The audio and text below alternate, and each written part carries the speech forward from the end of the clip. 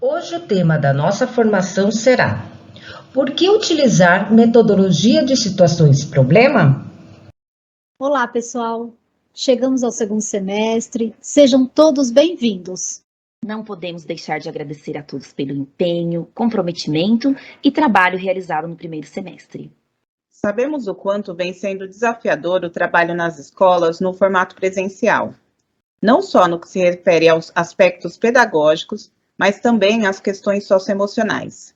Mas para isso, precisamos manter o foco para continuarmos a trilhar caminhos que nos levem a consolidar a aprendizagem dos estudantes. E que este seja o objetivo comum a todos os atores envolvidos na educação. Desejamos um bom retorno e nos colocamos à disposição para apoiar e subsidiar o trabalho pedagógico nas unidades escolares. Uma boa formação para todos. Hoje vamos refletir com uma citação do livro Ler, Escrever e Resolver Problemas, das autoras Cátia Stocco e Maria Ignez Diniz, e tem uma das coautoras, a Cláudia Tenório Cavalcante, que é uma pesquisadora também do Grupo Matema de Formação e Pesquisa. Inclusive, já indicamos informações anteriores e que embasou o nosso projeto Mural de Situações de Problema. Incentivar os alunos a buscarem diferentes formas de resolver problemas permite uma reflexão mais elaborada sobre os processos de resolução, sejam eles através de algoritmos convencionais, desenhos, esquemas ou até mesmo através da oralidade.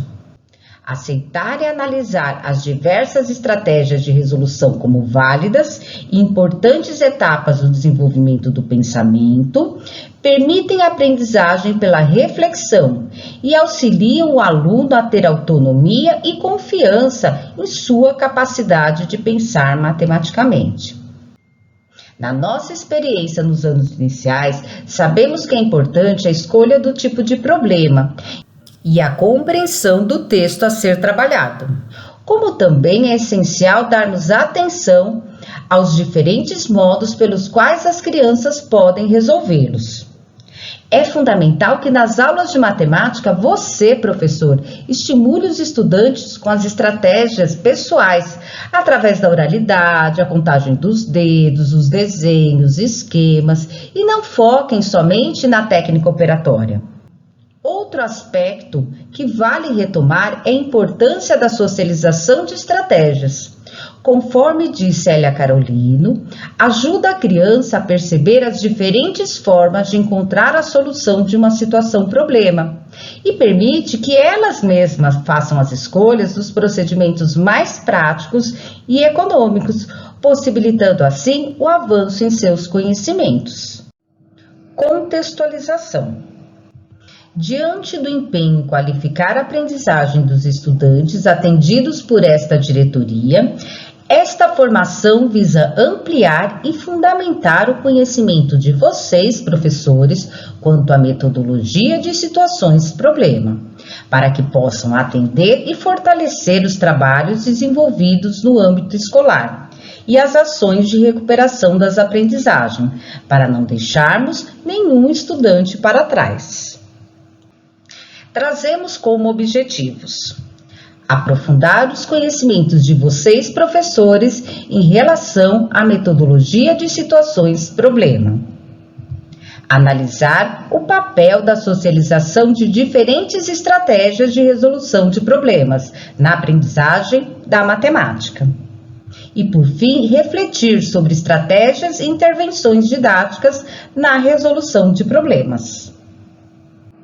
Teremos na nossa pauta uma conversa com o professor Ivan e uma boa prática da Escola Estadual Marli Raia Reis, que é uma APEI. Por que utilizar a metodologia de situações-problema? A metodologia baseada em resolução de problema, ela ajuda a construir a confiança dos estudantes ao fazer com que possam tentar, errar, experimentar e acertar. Na nossa primeira parte, vamos assistir agora a um trecho da conversa com um convidado muito especial, parceiro e amigo que sempre contribui com temas solicitados na nossa formação. O professor Ivan Cruz Rodrigues, que todos vocês conhecem e admiram. O ano passado ele nos proporcionou uma conversa riquíssima sobre essa temática, porém nem todos conseguiram prestigiar. Então iremos retomá-la e compreender neste diálogo por que é importante utilizar a metodologia de situações de problema. Vamos lá? Bom dia, professores, bom dia, professoras. É uma satisfação estar aí novamente com vocês. Claro que seria muito mais interessante se nós estivéssemos presencialmente, né? Mas agradeço o convite da equipe da diretoria mais uma vez. E a nossa intenção hoje é conversar um pouquinho com vocês sobre a importância da valorização de estratégias pessoais de resolução de problemas e a socialização de diferentes procedimentos no ambiente escolar. Que contribuições essas atitudes podem trazer para a aprendizagem dos nossos alunos? Então, é esse o nosso objetivo dessa nossa conversa. Citando esses autores e falando um pouquinho sobre o raciocínio matemático. Então, segundo esses autores, entendemos o raciocínio matemático como o desenvolvimento, a justificação e a utilização da generalização matemática. A gente tem tido muita discussão sobre o trabalho com a álgebra nos anos iniciais, e eu tenho dito, né, que o verbo que traz essa álgebra para a gente é o verbo generalizar.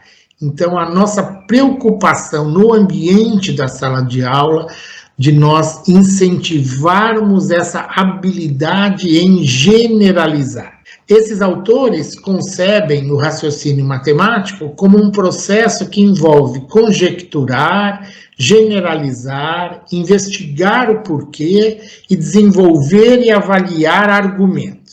Nesse sentido, é importante que sejam propostas atividades que possibilitem aos estudantes oportunidades para resolver problemas, utilizando estratégias de resolução diversificadas. Precisamos incentivar as estratégias pessoais para que o aluno realmente possa dar espaço para o seu pensamento, tentar entender o que é importante, o que não é importante, até onde ele agiu, atuou de uma forma correta, e nesse sentido nós explorarmos a questão do erro, o erro como um procedimento natural dentro do processo de aprendizagem. E também incentivar esse aluno a formular os seus próprios problemas a partir de situações que lhes sejam apresentadas, seja em contextos matemáticos ou não matemáticos. Precisamos trabalhar com esses nossos alunos para que eles resolvam problemas, quer sejam problemas no ambiente escolar, quer sejam na vida.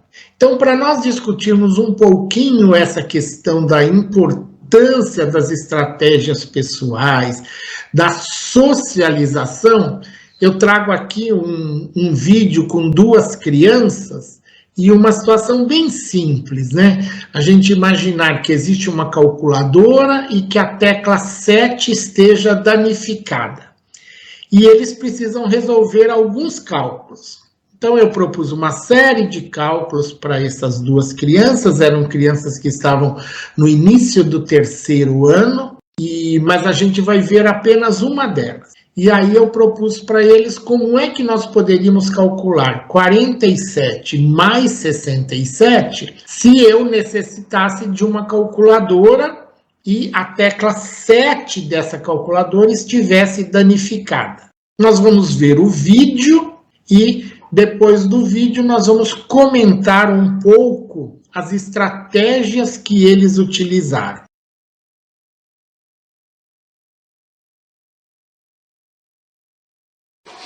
(47 mais 67). Você falou Podia fácil. fazer. Como você falou que você faria? 47 mais 68. E eu faria 40 mais 70 e... Foi 70 ou 60? Calma aí.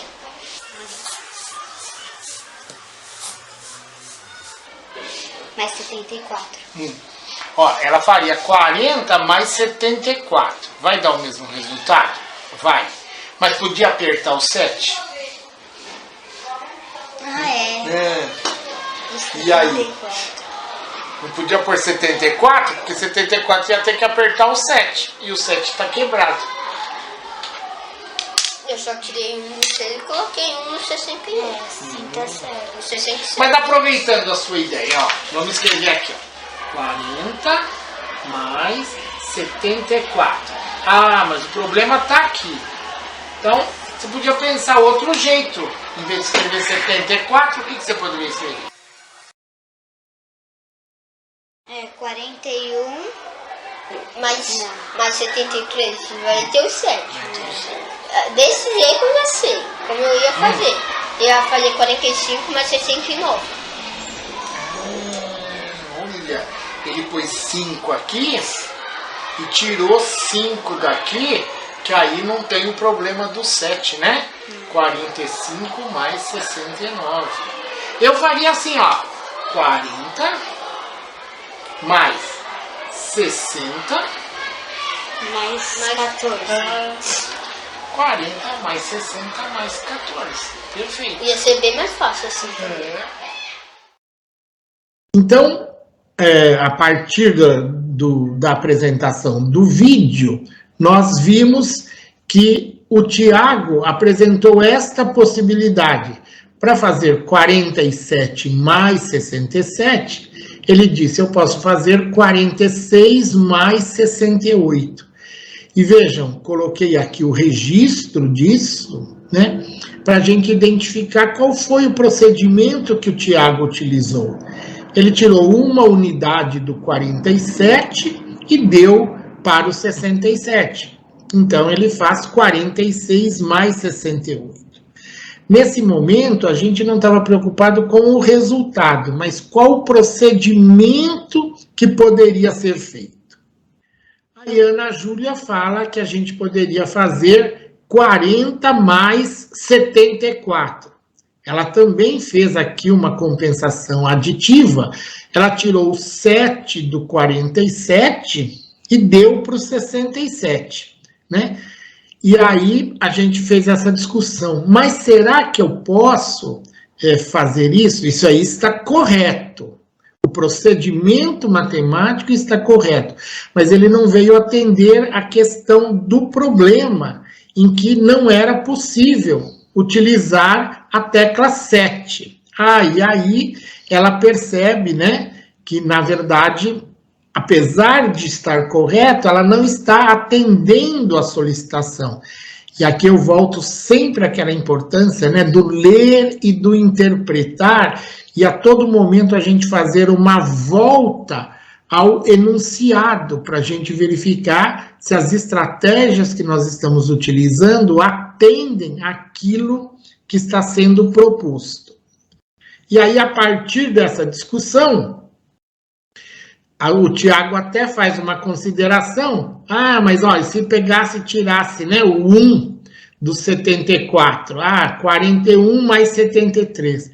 Vejam que, de novo, as crianças estão utilizando procedimentos corretos, né, do ponto de vista matemático, mas que não estão atendendo às condições da proposta do problema, que era utilizar uma calculadora em que a tecla 7 estivesse quebrada. Aí, a partir disso, o Tiago faz a proposta. Olha, e se eu fizesse 45 mais 69? E vejam como eu, professor, preciso estar atento ao pensamento do aluno, né, para eu fazer intervenções a partir do pensamento dele. Eu sempre falo que, como professor, né, eu me torno um professor cada vez melhor se as minhas intervenções elas forem ao encontro do pensamento da criança. E aí, por que ele fala 45 mais 69? Eu acho que ele tomou como referência aquele 40 mais 74 e ele precisava eliminar o 7. Então, ele veio até um número que não aparecesse a tecla 7, por isso que ele põe o 69. Então, do 74 para o 69, ele tirou 5 unidades. Se ele tirou 5 unidades, ele teve que acrescer ao 40, chegando a 45. E a Ana Júlia, né? Aí eu coloquei para ela, olha, mas você poderia pensar, né, nessa possibilidade que você escreveu 40 mais 74. O 40 está ótimo, o problema está no 74. E aí eu poderia decompor o 74 em, por exemplo, 60 mais 14. É uma outra possibilidade. Então, vejam, a partir de uma atividade que parece bastante simples, quantas discussões podem ser feitas, né? Quanto conteúdo matemático pode ser trabalhado se nós dermos voz para que o aluno expresse as suas ideias e vamos aproveitando aquilo que ele vai falando e fazendo algumas intervenções para que ele possa perceber algumas coisas, caso não tenham sido atendidas, como nós podemos fazer para chegar a isso. Tá bem? Então, olha lá, professores. Um tema que sempre vem, né, na discussão nossa, nas formações e tal, é a importância da resolução de problemas em aulas de matemática. E conversando assim de uma forma bem breve, como é que eu posso contribuir com os meus alunos para que eles se tornem resolvedores de problemas? Então, nós temos alguns pontos que eu considero fundamentais. A leitura e a interpretação, e isso precisa ser garantido nas aulas de matemática. As estratégias de resolução e as estratégias de cálculo. Incentivarmos os nossos alunos a elaborarem suas estratégias, quer sejam de resolução, quer sejam de cálculo. Garantir que, encontrado o resultado, a gente passe por essa etapa da validação, voltar ao texto e verificar se aquela resposta que a gente encontrou está de acordo com o texto. E para que eles possam ampliar as suas estratégias, a gente garantir a socialização, quer sejam das estratégias de resolução, quer sejam das estratégias de cálculo. E para isso, vamos ver um pequeno problema aqui. Beatriz tem um aquário com 17 peixinhos verdes e 29 peixinhos amarelos. Quantos peixinhos há no aquário? Então, se nós olharmos para esse problema, nós percebemos que ele é um problema do campo aditivo com o significado de composição. Vamos voltar para as ideias do Gerard Vergniaud, dos campos conceituais, e nós verificamos que ele é um problema do campo aditivo. Se nós formos para a BNCC não usa essa terminologia. Então, se nós olharmos lá nas habilidades da BNCC, nós podemos pensar que este é um problema de adição com o significado de juntar. O que é importante? Né, que o meu aluno leia, que meu aluno interprete, e ele fale, então eu posso juntar, eu posso fazer uma adição. E o que nós podemos fazer? Agora, valorizar as estratégias pessoais. Suponham que uma criança fale, olha, eu vou fazer isso por uma adição, vou fazer 17 mais 29.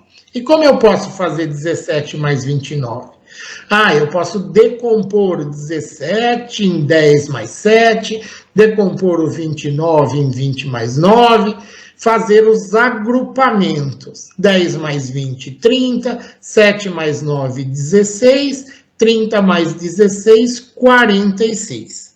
Vejam, quando eu dou esse espaço para a criança fazer e verbalizar tudo isso, ela está trabalhando com a decomposição e com a composição de números naturais.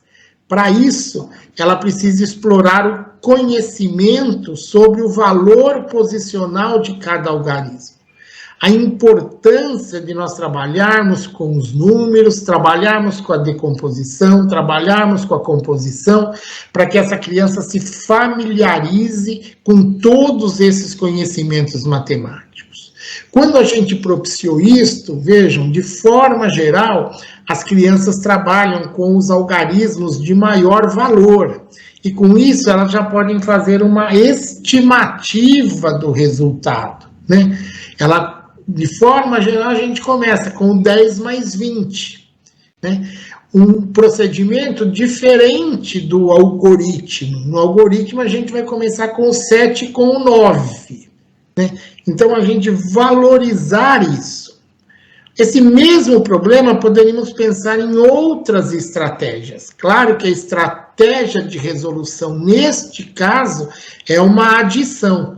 Mas para eu fazer esse 17 mais 29, eu, por exemplo, poderia dizer, vou arredondar o 17 para 20, vou arredondar o 29 para 30, para facilitar o meu cálculo.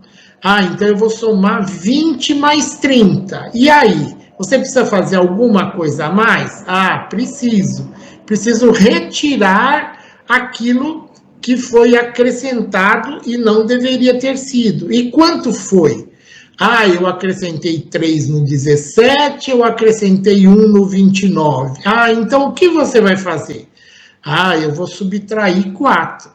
20 mais 30, 50, menos 4, 46.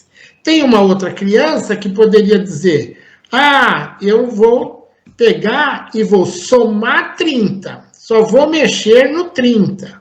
Ao invés de 29, eu faço 17 mais 30. E aí, o que eu preciso fazer? Subtrair 1. 17 mais 30, 47. Menos 1, 46. Então, existem 46 peixinhos no aquário. Puxa, mas eu quero que meus alunos também se apropriem do algoritmo.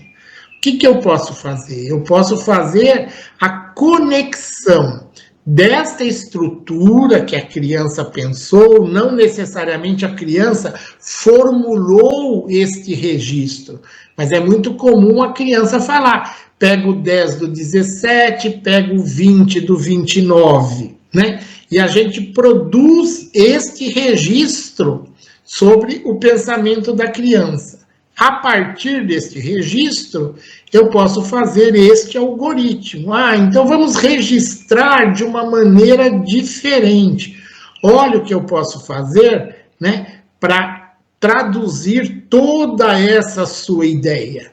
E aí eu apresento esse algoritmo e a partir desse algoritmo, vejam, eu vou para o algoritmo convencional, né?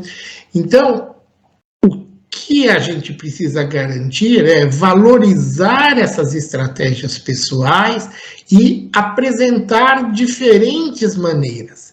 Essas diferentes maneiras, elas têm que ser garantidas no momento da socialização. E na socialização, eu posso apresentar coisas que as crianças criaram, mas eu também quero avançar em alguns pontos. De repente, eles não apareceram na resolução de nenhuma das crianças. E eu, como professor, apresento uma outra resolução para algum ponto que eu queira discutir. É importante que os alunos desenvolvam suas próprias técnicas de cálculo e não fiquem limitados a um único processo. Como nós vemos, né, em várias situações, o cálculo mental, ele precisa ser incentivado. E por que ele precisa ser incentivado? E por que a didática da matemática valoriza tanto o cálculo mental hoje? O cálculo mental estimula e se apoia na compreensão do sistema de numeração decimal e em propriedades das operações, e coloca em ação diferentes decomposições e composições de um número.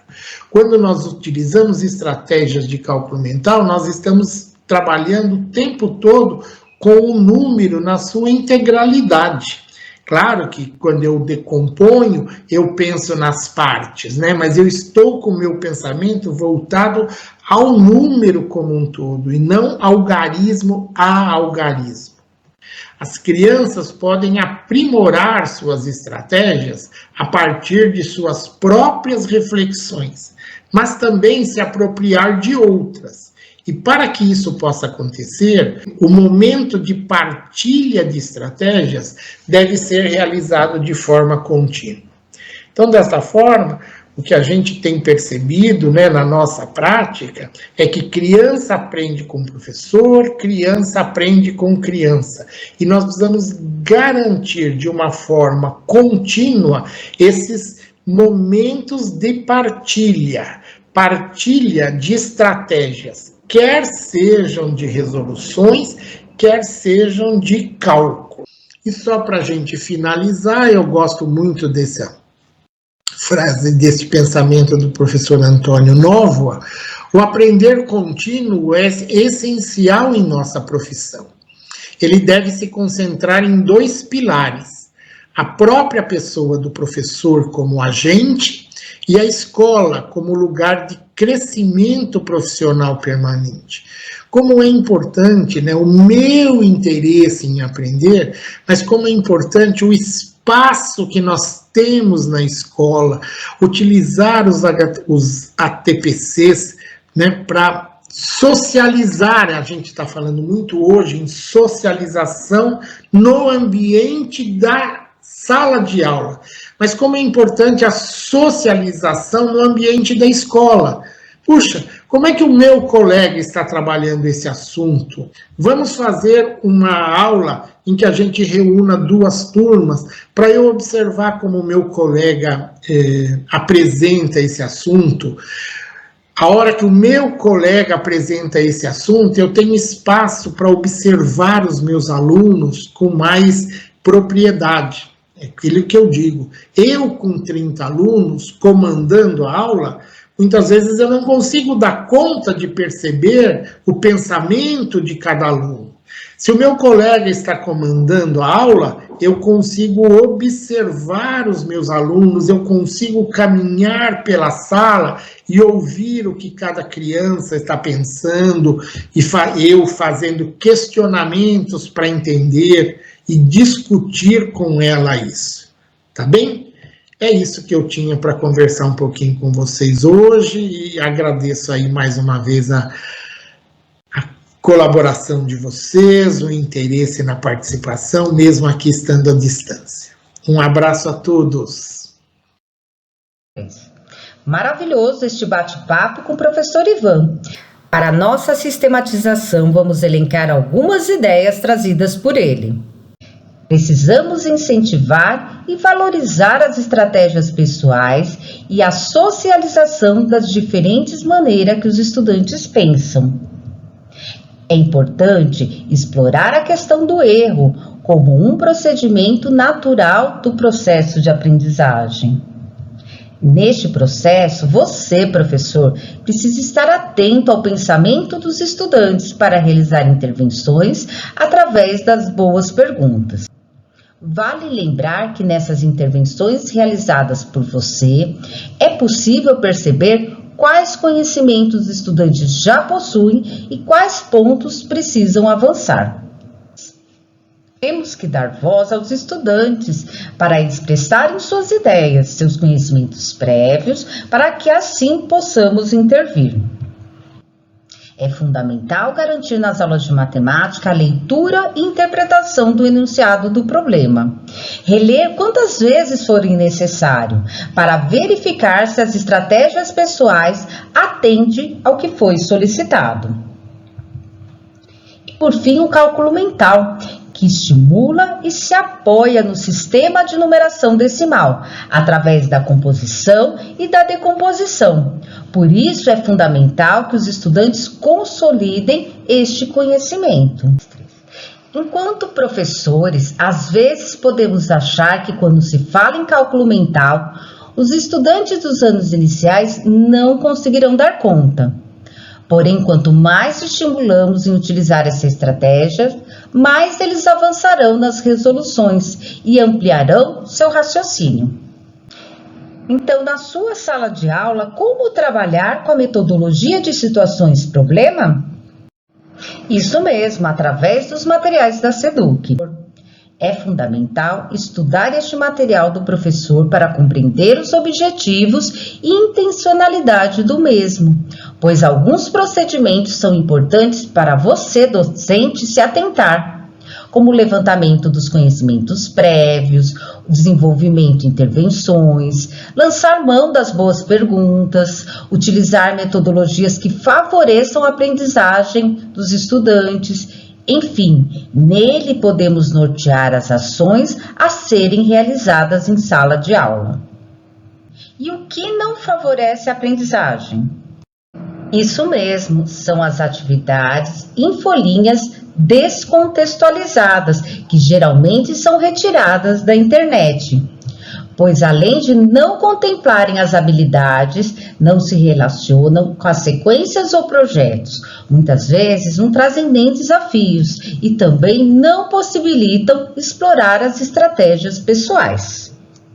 Só lembrando que já foi disponibilizado pela Secretaria o material da Curadoria do Aprender Juntos de Matemática, sendo mais um subsídio para apoiar você, professor, em suas aulas destinadas ao projeto de recuperação, bem como nas oficinas.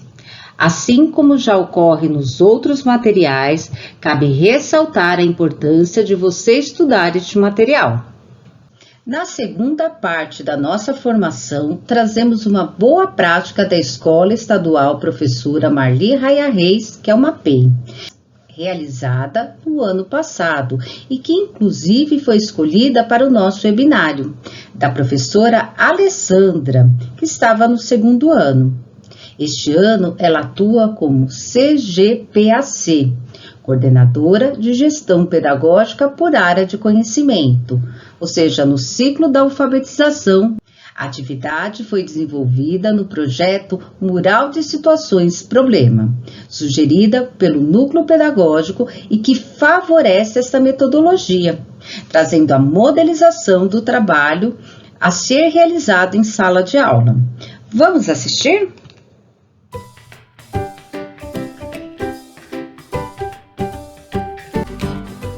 Manu, vai escolher o número 1. Vamos ver qual é a situação problema que a Manu vai pegar.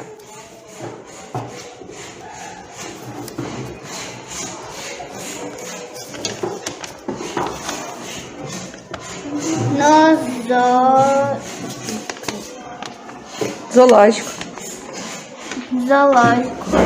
Tem 20 elefantes. 12 são filhotes. Quantos são os elefantes adultos? Então, vamos lá. Entenderam a situação problema?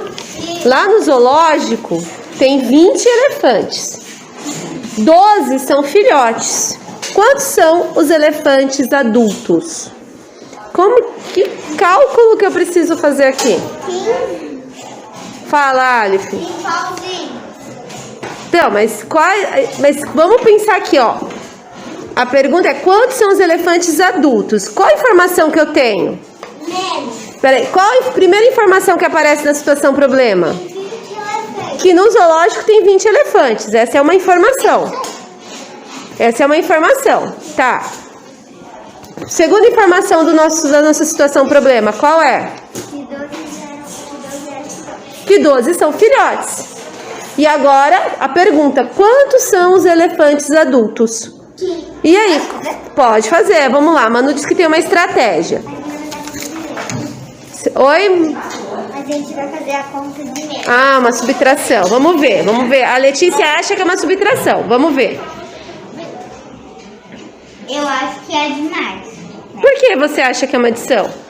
Porque se tem 20 elefantes e tem 12 pequenininhos, por que seria de menos? Então, por que seria de menos, Letícia? Vem aqui, Letícia, vem mostrar pra ela. A Letícia vai te explicar por que ela acha que a conta é de subtração. A gente podia fazer assim: desenhar 20 pauzinhos e depois tirar 12 para ver quantos adultos tem. Então, mas explica pra Manu, por que você acha que essa conta é de subtração? Porque ela acha que é demais. E você falou que é de subtração. Por que você acha que é uma subtração? Porque eu acho que se a gente tirasse, fizesse pauzinho de 20 e tirasse 12, a gente ia saber quantos adultos iam ter. Mas a Manu, ela acha que assim, é 20 elefantes mais 12 filhotes. É isso que tá falando a situação problema? Não sei. Não, hein, gente? Olha lá, a situação problema tá falando que são 20 elefantes mais 12 filhotes? Não. Ela tá falando que são 20 elefantes no quê? No zoológico. E aí a segunda informação que ela fala, qual é? Qual é a segunda informação da situação problema? Não sei. Tem 20 elefantes e 12 deles são filhotes. Então, aí que como que faz? Você entendeu, Manu? Que o total é 20 elefantes, é isso, gente? Mas 12 são filhotes. E a pergunta que é: quantos são os adultos? Essa pergunta faz a diferença, não faz? O que vocês acham? Com essa pergunta a gente consegue estabelecer o cálculo? Sim. Então, e aí, Manu, o que você acha? Acho que sim. Então, vem cá, Letícia, ajuda a Manu. Como que vocês vão fazer, então? A gente podia fazer assim, né? A gente vai colocar 20 pauzinhos e depois tirar 12, que é bem quantos adultos. Você concorda, Manu, com essa estratégia? Então, vamos lá.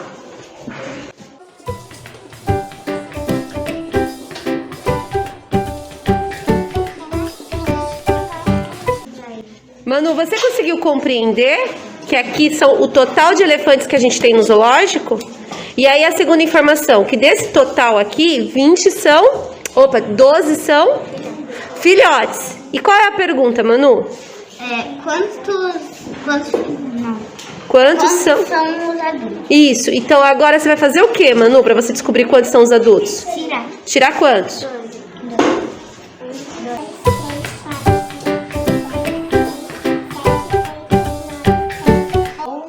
12. E aí, quantos são os adultos, então? 1, 2, 3, 4, 5, 6, 7, 8. 8. E aí, concordam? Sim. Alguém tem uma outra estratégia para chegar nessa conclusão? Fala, Olivia, qual é a sua estratégia? A minha estratégia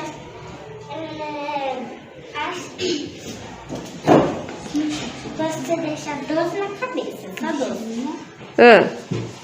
Aí você faz até contar no 20. Olha, 1, 2, 3, 4, 5. Então, peraí, você tem 12 na cabeça. 12 na cabeça. Aí você vai contar até o 20. 12, 13, 14, 15, 16, 17, 18, 19, 20. E ficou quanto? E dá 8. 1. 1, 2, 3, 4, 5, 6, 7, 8. Mais alguém tem outra estratégia? Eu. Fala, Alif. E desenho em unidade. Tá bom. O Alif disse que tem uma estratégia de desenho em unidade. Vamos ver qual é essa estratégia do Alif.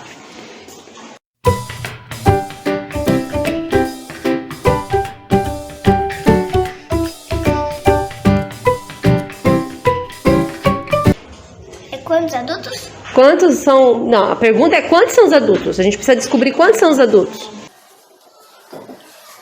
Quem pode vir aqui ajudar o Alif? Vem, Camila. O que ele precisa fazer, Camila? Agora você vai precisar. É de menos. 20 quantos mesmo? Quantos são elefantes, gente? 20.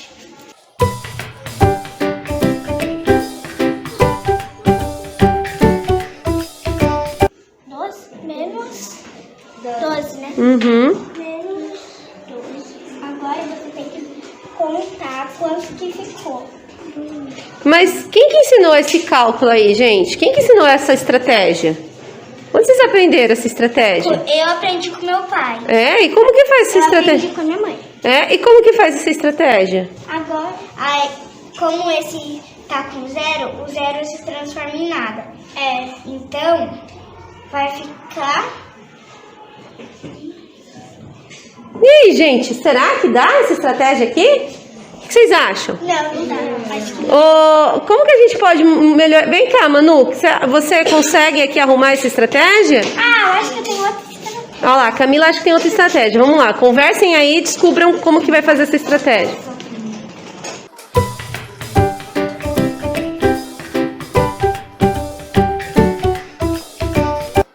Mas é 21? É 20. É 20.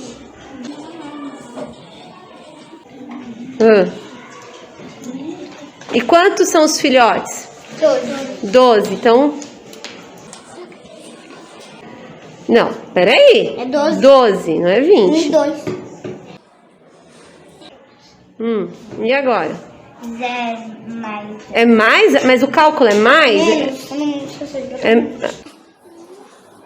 0 menos 2. Dá pra fazer 0 menos 2? Não. O que a gente vai fazer então? Eu tô muito contente. Como que a gente vai fazer essa conta? 0 menos 2. Dá pra... Alguém sabe? Pera aí, aqui. Alguém sabe como faz 0 menos 2? Pra fazer? Fala. Eu vou tentar fazer. Fala. Eu posso falar? Fala. O que você vai fazer? Precisa de uma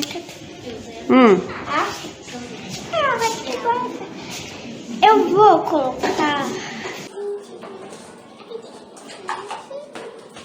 não, a estratégia igual ao da Olivia. E aí, mas agora a gente tem essa conta aqui, gente. Como que a gente vai resolver essa conta aí? Já sei. Vocês aprenderam desse... Vai ficar só 2. Mas será que vai ficar só 2? Pronto, 2 e como 0... Ó, o 0 tá aqui, na unidade. E o 2 também na unidade, que é 12. O 0, dá pra tirar o 2? Não, aí ele pega do outro. Ah, Letícia falou que dá pra pegar do outro. Pega outra caneta lá, Lê. Olha. Como que faz isso, Letícia? Aí o 2 empresta com 0. Ah, então vamos lá. E aí aqui vira 1. Tá, vamos lá. Isso aqui. Pega outra cor. Tá, virou 1. E aí? E aí como o 2 emprestou aqui com 0, fica 10. Ficou... 10 tira 2. Ah, e dá quanto 10 tira 2? 8. 8. Então põe aí. Vai pegar outra cor? Pega outra cor, que essa cor tá...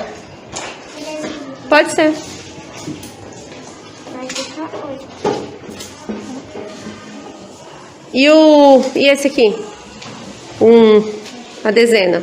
1 tira 1, como que faz? 1 tira 1. Dá quanto? Dá 2. 1 tira 1. 1 tira 1. Quem sabe quanto que 1 tira 1? 0. Então põe o 0. Mas se você pôr o 0 aqui, ele não vai virar 80? Então, onde você vai pôr o 0? Quem sabe onde ela vai pôr o 0? Vem, Marina. Mostra onde vai pôr o 0.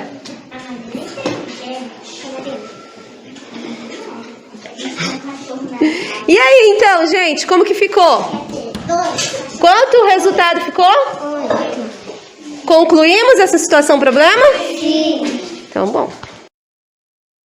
Após trabalhar o projeto Mural de Situações Problema, vimos nesse trecho uma das etapas onde há a contextualização do mesmo. Contextualizando o problema, a professora divulga as produções das situações problema, para que as crianças possam ter contato e escolher qual irão resolver. Lançando o desafio, a educadora incentiva a buscar formas de resolver as situações propostas com estratégias pessoais, para que não fiquem somente na técnica operatória. Acompanhando os estudantes. Quando a professora solicita que os estudantes exponham seu pensamento de forma oral, prático ou através de registros, trabalha com a leitura, com a linguagem matemática e realiza intervenções com boas perguntas em todo o processo. E por fim, validando as estratégias, através da socialização de estratégias vivenciadas. Ela propicia um espaço de discussão, ampliando assim o leque de possibilidades de cada criança. Percebam que na sala de aula os estudantes utilizaram diversas estratégias para resolver a situação proposta e a professora realizou em todo o processo boas perguntas que levaram os estudantes a refletirem sobre. Desta forma, compartilhamos a boa prática realizada pela professora e parabenizamos pelo trabalho desenvolvido. Sabemos que nas escolas muitas coisas boas estão acontecendo e por isso solicitamos que compartilhem conosco. Somos uma rede colaborativa de aprendizagem e precisamos disseminar o trabalho realizado no âmbito da diretoria. Agradecemos a todos e todas e contamos com a colaboração das equipes. Trazemos aqui todas nossas referências bibliográficas. Não deixe de responder nosso formulário, pois irá contribuir para o aprimoramento das próximas formações. Esperamos ter contribuído para a reflexão de todos e principalmente para que haja o aprimoramento de sua prática. Contem conosco, equipe Anos Iniciais.